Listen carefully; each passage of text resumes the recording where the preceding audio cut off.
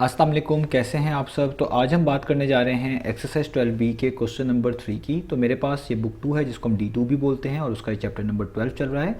तो इस चैप्टर से रिलेटेड काफ़ी कंटेंट मैं अपलोड कर चुका हूँ। मैंने इस चैप्टर के नेम से ही एक प्लेलिस्ट बनाई हुई है, उसका लिंक नीचे डिस्क्रिप्शन में गिवन है। अगर आप इस चैप्टर से रिलेटेड बाकी सोल्यूशन में इंटरेस्टेड हो तो वो लिंक नीचे डिस्क्रिप्शन में से देख सकते हैं। इसके अलावा मैंने D2 से रिलेटेड यानी बुक 2 से रिलेटेड काफ़ी कंटेंट कवर किया हुआ है, वो आपको मेरे चैनल के प्लेलिस्ट सेक्शन में मिल जाएगा। और अगर आपके कोई क्वेश्चन हो या सजेशन हो मेरे वीडियो कंटेंट के हवाले से तो उसके लिए एक फेसबुक पेज बनाया हुआ है, उसका लिंक भी डिस्क्रिप्शन में दे दिया हुआ है। आप उस फेसबुक पेज के थ्रू अपने क्वेश्चंस को, सजेशंस को मुझ तक पहुंचा सकते हैं।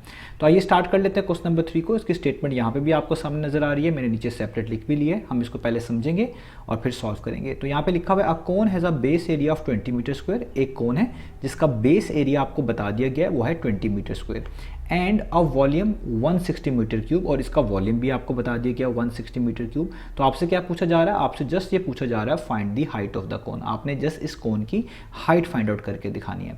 तो आइए स्टार्ट करते हैं इस क्वेश्चन को। तो मैंने नीचे ये क्वेश्चन आपके सामने यहाँ पे स्क्रीन पे आपको नजर आ रहा है, ये लिख लिया हुआ है। तो सबसे पहले गिवन डाटा इंपॉर्टेंट है। हम यहाँ पे गिवन डाटा लिखते हैं कि हमारे पास क्या क्या चीज़ गिवन है। तो हमारे पास बेस एरिया गिवन है, जैसा कि मैंने आपको बताया, क्वेश्चन में भी नज़र आ रहा है आपको। तो बेस एरिया कितना गिवन है, वो है 20 और साथ आ रहा है मीटर स्क्वायर। और नीचे आप देख सकते हैं वॉल्यूम भी साथ हमें गिवन है इस कोन का। तो वॉल्यूम कितना है हमारे पास, वो है 160 मीटर क्यूब। तो आपने क्या निकाल के दिखाना है, जस्ट हाइट फाइंड आउट करके दिखानी है। तो कोन की हाइट क्या होगी। अब देखिए कोन इन जनरल, मैं कोई एक रफ सी यहाँ पे एक ये फिगर बना लेता हूँ जस्ट रेफरेंस के लिए, आपको कुछ चीज़ समझाने के लिए। तो हमारे पास ओब्लिक कोन भी होती हैं और सिंपल हम कोन्स भी होते हैं, राइट सर्कुलर कोन्स भी होती हैं।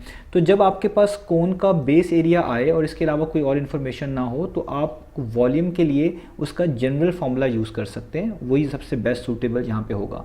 जैसे आप देख सकते हैं यहाँ पे रेडियस का जिक्र नहीं है, ना ही किसी डायमीटर का जिक्र है कि जिसकी मदद से आप रेडियस निकाल लें। तो कोन की जो हाइट होती है वो क्या होती है, इस एपेक्स वाले पॉइंट से स्टार्ट हो रही होती है और बिल्कुल नीचे बॉटम पे फॉल करती है सेंटर पे। तो ये जो परपेंडिकुलर डिस्टेंस होता है, जो परपेंडिकुलर होता है, इसको हम हाइट ऑफ अ कोन कह रहे होते हैं। तो हमारे पास जो क्वेश्चन है उसके अंदर हाइट हमें फाइंड आउट करनी है, यानी इस कोन की हाइट इस तरह की होगी वो फाइंड आउट करनी है। और उसका वॉल्यूम और बेस एरिया गिवन है, रेडियस के बारे में कोई इन्फॉर्मेशन नहीं है। तो हम दो फॉर्मूलाज यूज़ करते हैं। एक तो फॉर्मूला यूज़ करते हैं volume of a circular base cone का, यानी जब आपके पास कोन की जो बेस होती है वो सर्कुलर होती है, इस चैप्टर में हम ज़्यादातर वही डिस्कस कर रहे हैं। उसका फॉर्मूला होता है 1/3 पाई r²h। वो तब यूज़ करना फ़ायदेमंद होता है जब आपके पास रेडियस हो या आप किसी तरीके से रेडियस निकाल सकते हो। लेकिन अगर आपके पास रेडियस की इन्फॉर्मेशन ना हो और जस्ट आपके पास बेस एरिया आपको डायरेक्ट ही बताया गया हो और वॉल्यूम आपको पता हो या इस वॉल्यूम या हाइट में से कोई चीज़ पता हो, तब भी इस तरह के केसेस में जहाँ पे बेस एरिया डायरेक्ट गिवन हो आप इसका जनरल फॉर्मूला यूज़ करेंगे, किसका, वॉल्यूम ऑफ अ कोन का।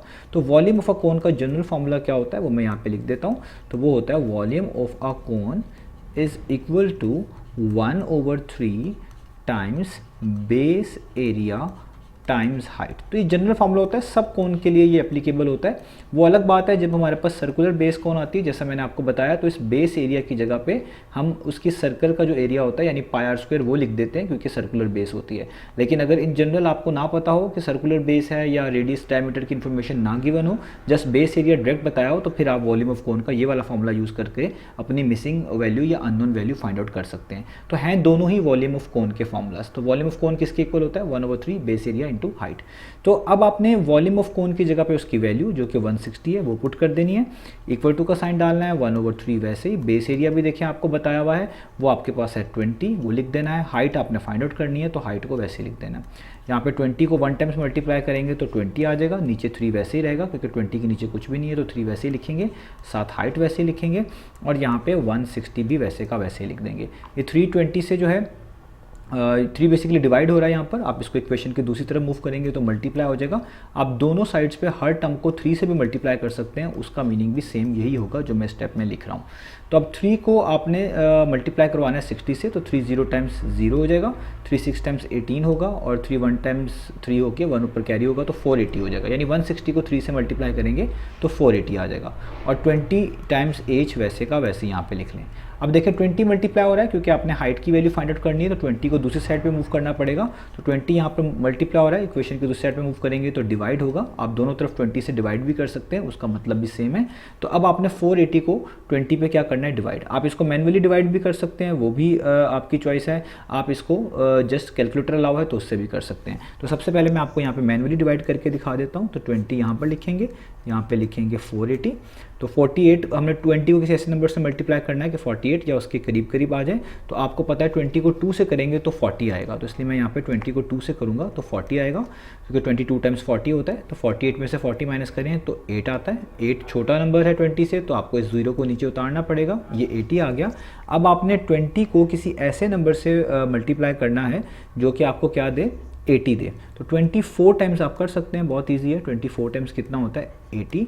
तो 80 माइनस 80 कितना हो जाता है, 0। यानी आंसर क्या आ गया, 24। इससे ये बात पता चली कि 21 टाइम्स 20 होता है और 24 टाइम्स 480 होता है। तो हाइट जो है हमारे पास इस कोन की आ गई 24, और ऊपर जो हमने यूनिट्स यूज़ किए हैं वो मीटर्स के अंदर है, तो इसलिए हाइट को भी हम किस में लिखेंगे, मीटर्स के अंदर। तो हम यहाँ पे लिखेंगे कि हमारे पास जो हाइट आई है वो आई है मीटर्स में। तो यही इसका आंसर है कि हाइट इक्वल्स टू 24 मीटर।